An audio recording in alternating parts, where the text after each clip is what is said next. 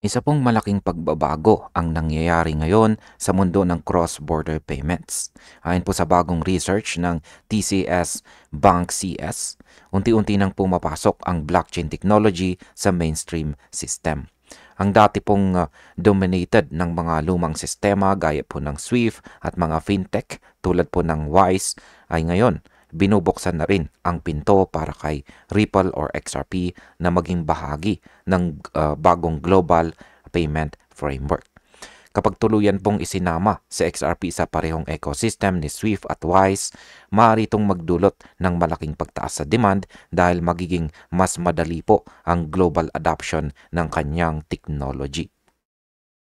Yan po ang siyang ating pag-uusapan sa video na ito at simulan po natin sa ating pinakaunang katanungan kung bakit po ba tinatawag itong multi-rail payments.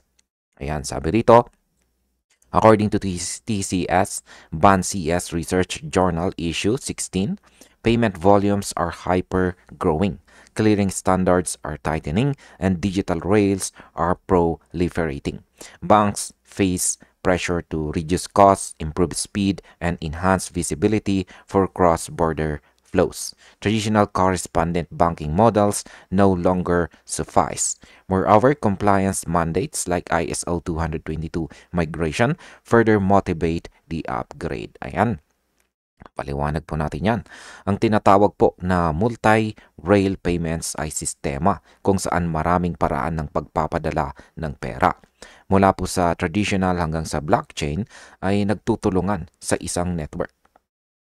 Dahil patuloy po na lumalaki ang volume ng international payments, napipilitan po ang mga bangko na maghanap ng mas mabilis at murang solusyon. Dito po pumapasok sa XRP na nagbibigay ng instant settlement at transparency na hindi po kayang ibigay ng lumang sistema. Kaya sa market impact, kung tuluyan pong gamitin ng mga bangko ang multi-rail model na may kasamang XRP, maaari pong makita natin ang mas mataas na liquidity sa market at mas matatag na presyo sa medium term. Sunod na katanungan ay paano naman po nagkakaisa ang SWIFT, WISE at XRP sa bagong sistema.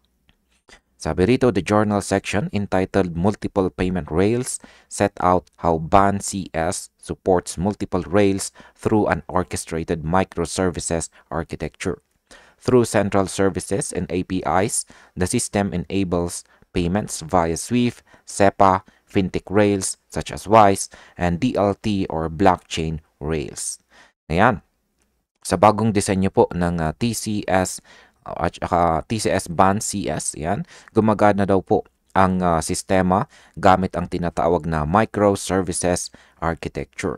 Sa pamamagitan po ng mga central services at API, nagkakaroon ng kakayahan ang mga bangko na magpadala ng pera gamit po ang SWIFT, SEPA, WISE o mismong blockchain rails gaya ng XRP Ledger.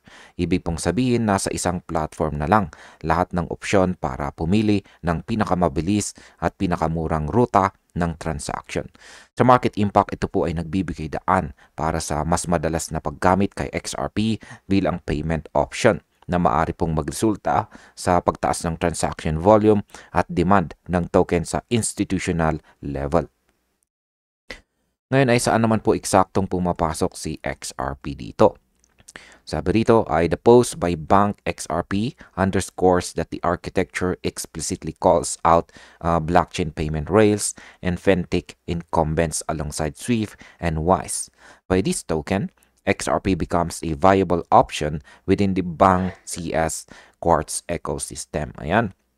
Ayon po, sa post ni Bank XRP, malinaw na isinama ng Bank CS, yan, BAN CS or BA NCS system ang blockchain payment rails bilang pantay na opsyon kay SWIFT at WISE. Sa puntong ito, si XRP po ay hindi na lang alternatibo, kundi isa ng pangunahing choice sa BAN CS Quartz ecosystem. Maaari nang i-route ng mga institution ang kanilang bayad sa XRP Ledger kapag ito ay mabilis at saka mas mura.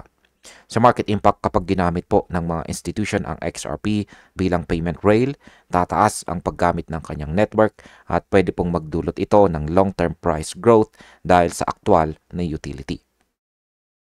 Bilang panghuli ay bilang panghuling katanungan ay ano po ba ang epekto nito sa mga bangko at negosyo? Sabi rito, for banks and corporates alike, this multi-rail orchestration brings tangible value. Liquidity gets freed by selecting the best fit rail for each payment. Settlement times may shrink and FX spreads can be optimized.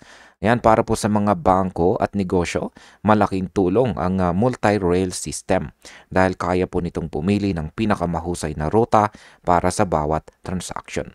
Mas mabilis ang settlement, mas mababa po ang cost, at mas maayos ang liquidity management. Sa ganito mong setup, nagiging practical choice sa XRP lalo na kung kailangan ng real-time global payments. Sa market impact, ang paggamit po kay XRP sa treasury at settlement functions ng mga bangko ay maaari pong magbigay ng stable demand na magpapalakas po sa market confidence. At bilang panghuli, ang aking opinion naman tungkol dito ay hindi ito simpleng balita ng partnership, kundi malinaw na sinyales ng pagbabago sa global payment landscape. Sa pagpasok po ng XRP sa iisang sistema kasama si SWIFT at WISE, nagiging mas halatang tanggap na siya bilang lehitimong bahagi ng financial infrastructure. Kapag tuluyan pong naipatupad ang ganitong multi-rail model, sa XRP ay posibleng maging isa sa mga pangunahing haligi ng international money movement.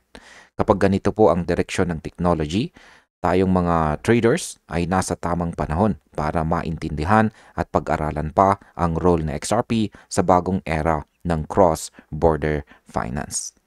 At ayan, hanggang dito na lamang po tayo sa video na ito mga ka-crypto. Maraming salamat sa panunood.